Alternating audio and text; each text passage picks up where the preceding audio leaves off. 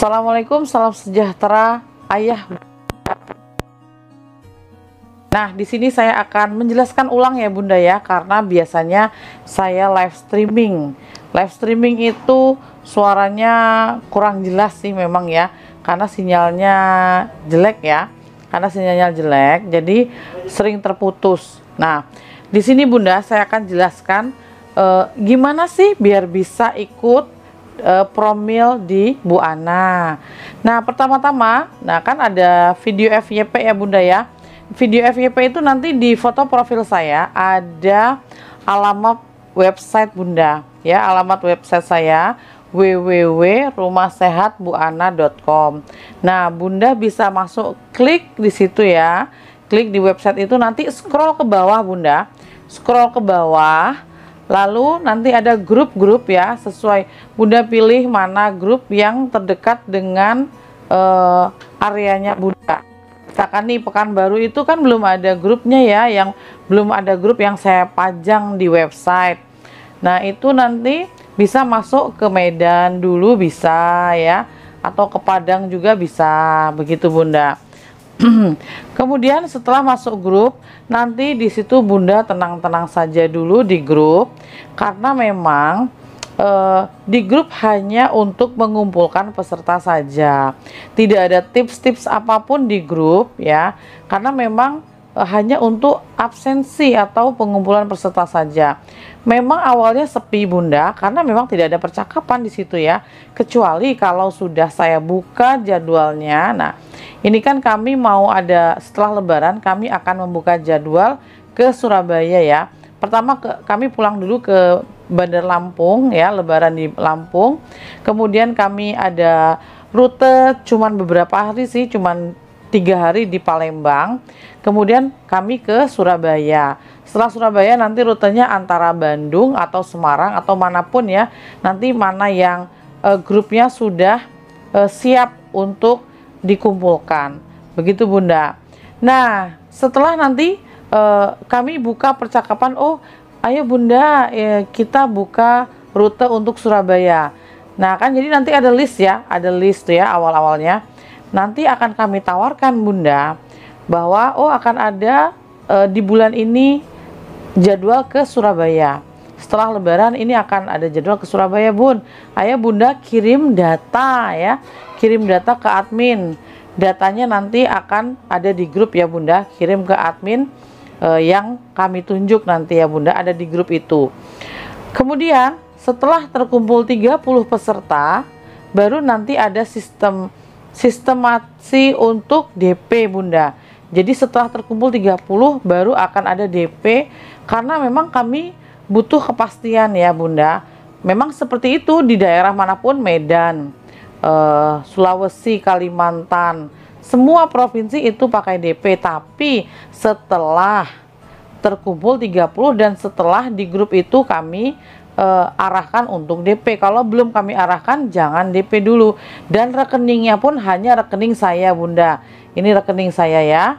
Nah, selain rekening ini itu bukan promil Bu Ana. Ya mohon maaf, ada di TikTok tuh.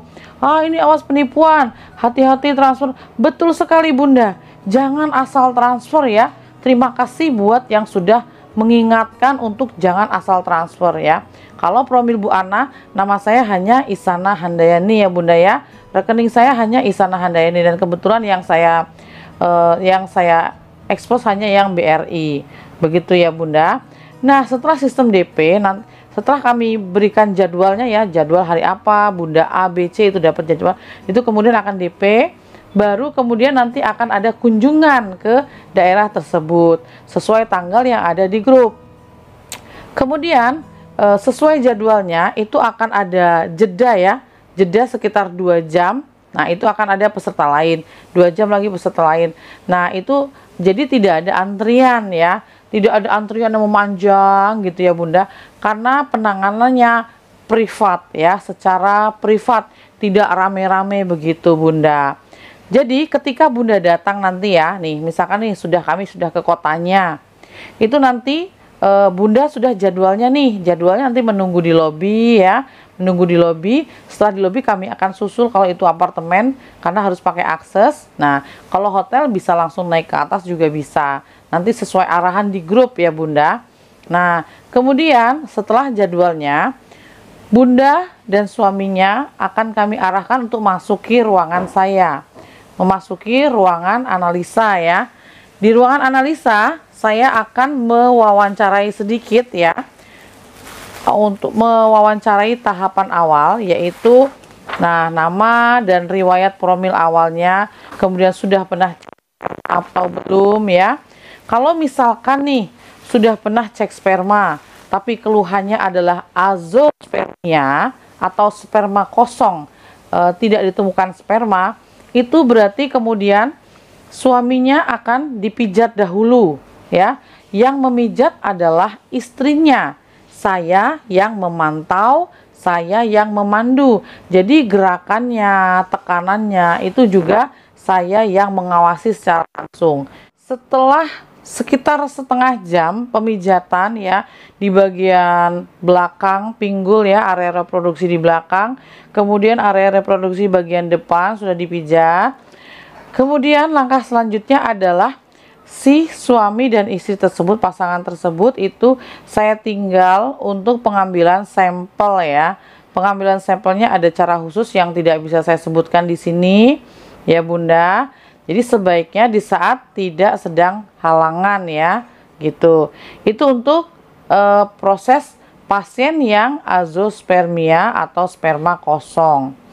Untuk kasus dari pasien lain yang normo atau terato, asteno, oligo, itu hanya langsung ya, pengambilan sampelnya tidak melalui pemijatan, karena tidak diperlukan pemijatan untuk metode kami ya, untuk hanya kasus azospermia saja. Setelah didapatkan sampel, saya akan kembali lagi ke ruangan analisa Bunda ya, kembali lagi ke ruangan analisa dan akan saya jelaskan di layar monitor ya. Nanti hasil sampel sperma ditaruh di gelas seperti ini, dan kemudian akan saya tampilkan di layar monitor, begitu Bunda. Baik, setelah saya dapatkan sampel pada gelas ini ya Bunda. Nah, saya kan sudah masuk lagi ke ruangan, kemudian saya dapatkan sampelnya. Nah, ini akan zoom in ke sini ya. Oke, dilihat Bunda. Nah ini tuh ya, ini tidak ada, ini karena kurang air ya. Nah ini kemudian kita teteskan di sini sedikit saja. Nah ya, oke, kita kurangin. Nah sedikit saja tetesannya, karena supaya bisa terlihat pergerakannya dengan jelas. Kita taruh dulu ya. Kemudian saya tutup dengan cover ya, cover preparat ini ya, cover penutupnya. Nah, oke. Kemudian kita tutup dulu ini ya. Akan kita tampilkan pada mikroskop.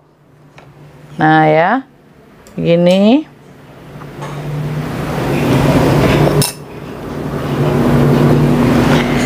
Ya, langsung di layar situ dia akan tampak ya, situ ya. Nah seperti itu ya Bunda ya, itu ya. Oke, nih sekarang layarnya akan tampak seperti ini. Nah, ini contoh cukup subur Bunda ya, sudah cukup untuk pembuahan ya. Nah, ini contoh yang cukup bagus.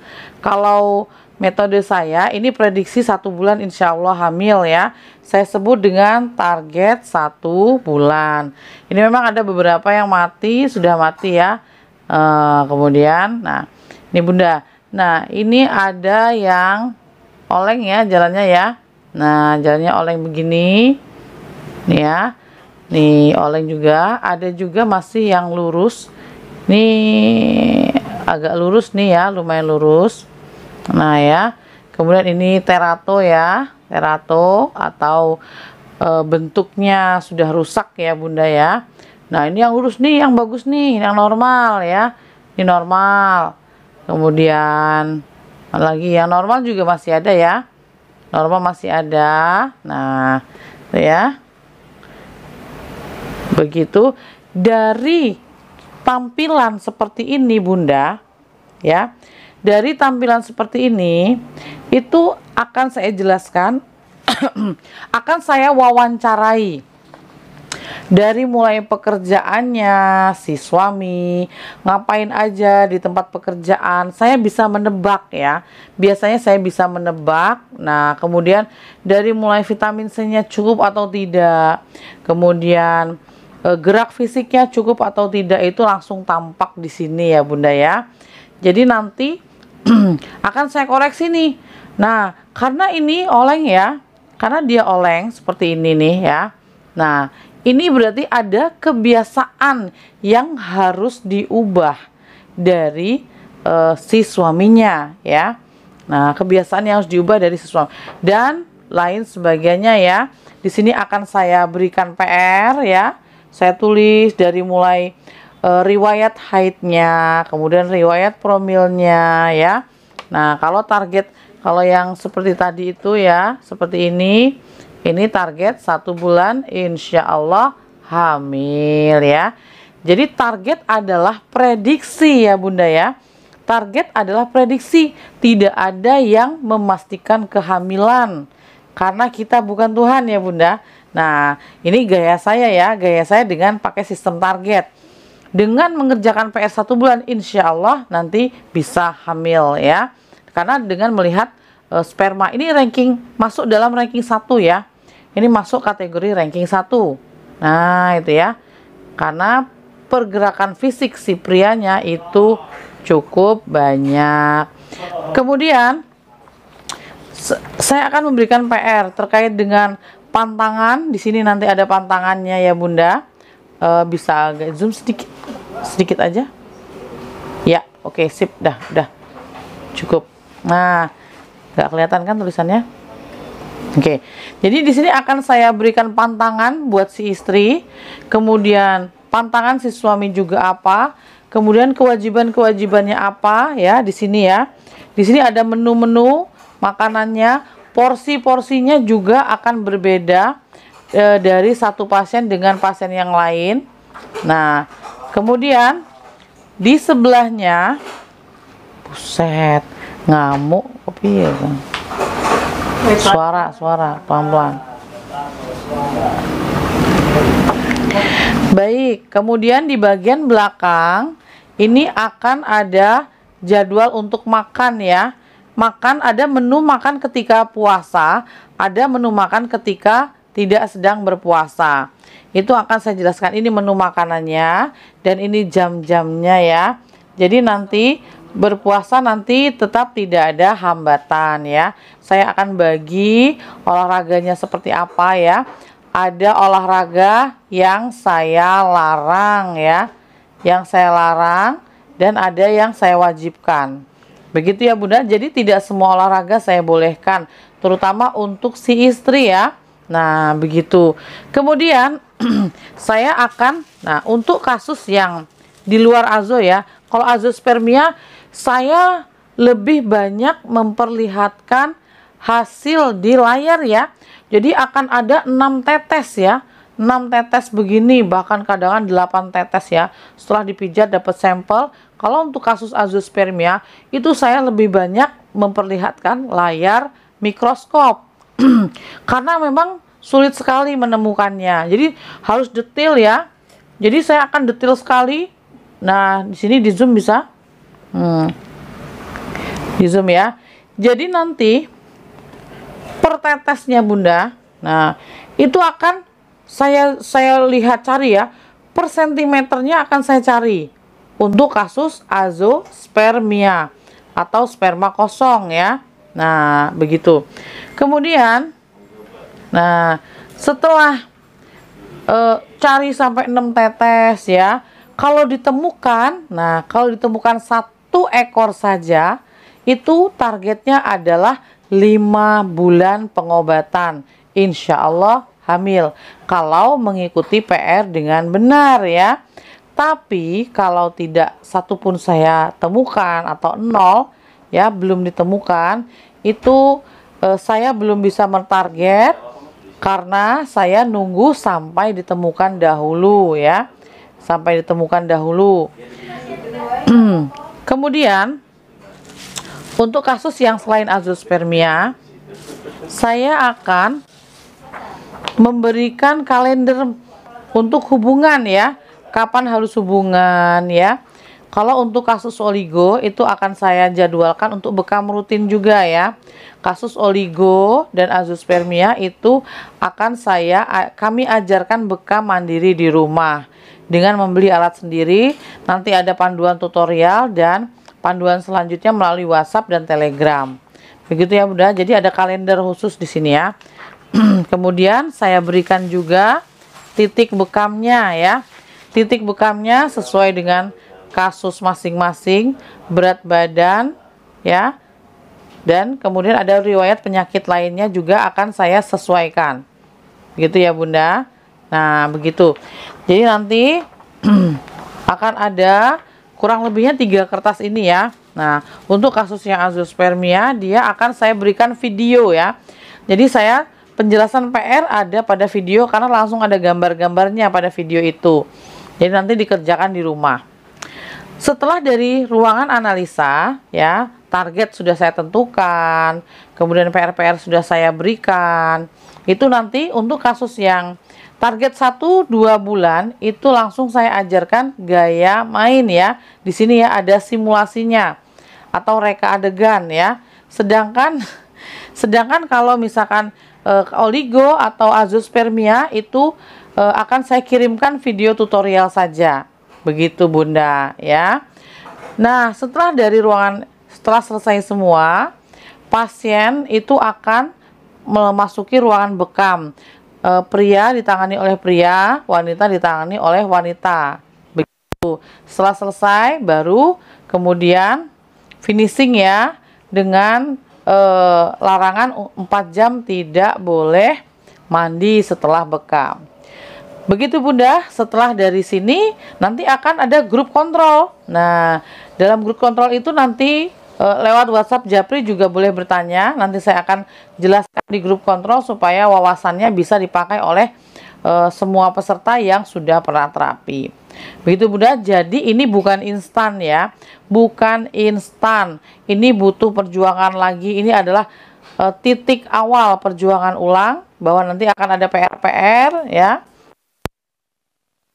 macam begitu ya Bunda.